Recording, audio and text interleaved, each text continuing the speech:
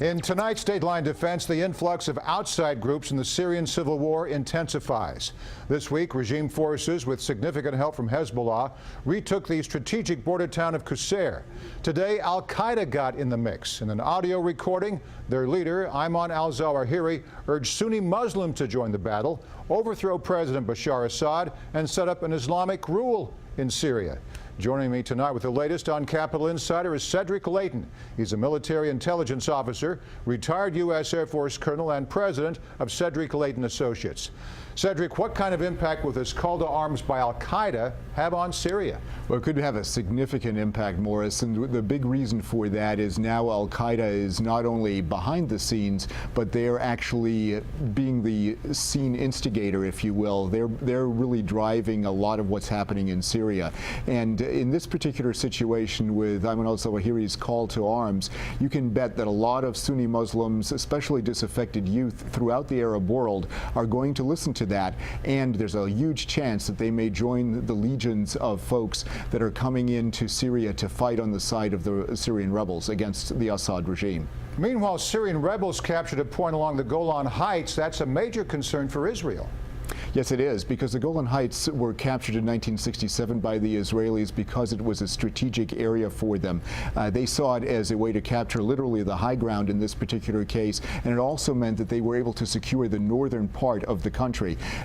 Securing northern Israel is a big deal because it allows them to farm the area, it allows them to have the various kibbutzim and other agricultural achievements that they've had there, and it makes a very big deal for them because they are allowed to really run northern Israel the way they want to, and the Golan Heights was a big area for them, and now with rebel fighting in that area, it becomes questionable how peaceful that area can remain. Now, what about Senator McCain and his recent visit to Syria, saying we should get involved, we should get active? You've said before that our window of opportunity has closed. It has, and it's very unfortunate. We had a window of opportunity at the very beginning of this conflict to do something, and that doesn't necessarily mean boots on the ground, but what it did mean at the time was that we could have gone in there with more lethal aid for the Syrian rebels. Now the Syrian rebel cause has basically been subsumed by the al-Qaeda cause, and that becomes an area of great concern for us, and it's much harder for us to pick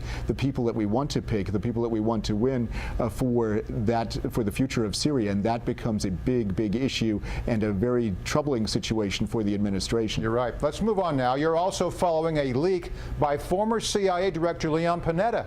Apparently, he revealed the name of a commander who oversaw the raid on Osama bin Laden's compound. Tell us about that. Well, he was at an awards ceremony within the CIA, and apparently Secretary at that time, Director Panetta, did not know that the director of Zero Dark 30 was in the room when he made the announcement. So in this particular event, during this particular event, Secretary Panetta made the comment and basically revealed not only the unit, but the commander's name of the unit that took down bin Laden. He was praising them and thanking them. Yes, he was. It's exactly right. And because of that, he wanted to give the man recognition that he truly deserved. But that, of course, resulted in the name being compromised. But so far, the name has not been revealed beyond the circle of people that was at that conference, at that award ceremony. So what happens now, Cedric? Well, what happens now is they basically police up the battlefield, as we say, and make sure that nobody talks about it and try their best to keep it under wraps, but we'll see how successful they'll be with that.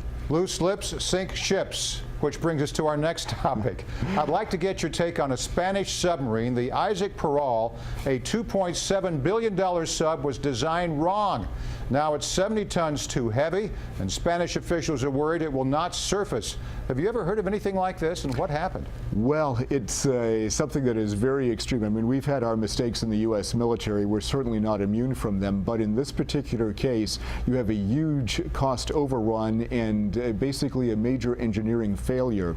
So the Isaac Peral was commissioned to be a Spanish submarine that would augment the Spanish Navy and provide it with a capability that it really hadn't had in recent years. So with the advent of the Isaac Peral, they determined that in their sea trials that it wasn't seaworthy. And not being seaworthy, not having the proper buoyancy, the Isaac Peral basically was about to sink, and that was a major problem for the Spanish Ministry of Defense, has caused all kinds of problems for the minister himself and the government in Madrid, and that is a big deal for a NATO ally at this point. It could make a great anchor. Look at it that way. Well, was this a math mistake? Did they move a decimal in the wrong place, or was it more complicated than that? Well, actually, it was a decimal, and that was it. It was one simple math problem that went wrong, and they darn numbers. That's right, and that's why it's very important to pay attention in math class. All right, so Electric Boat, a subsidiary of General Dynamics, will make millions helping the Spanish fix this problem. Can it be done?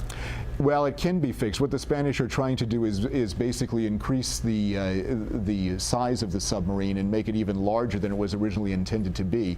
It's theoretically possible that they can fix it. The folks at Electric Boat have a good track record of doing some major work in this area, but this is a huge engineering challenge for them. But if anybody's up to it, they certainly are. Or make a spaceship out of it, Cedric. It would float in outer space. That's the answer.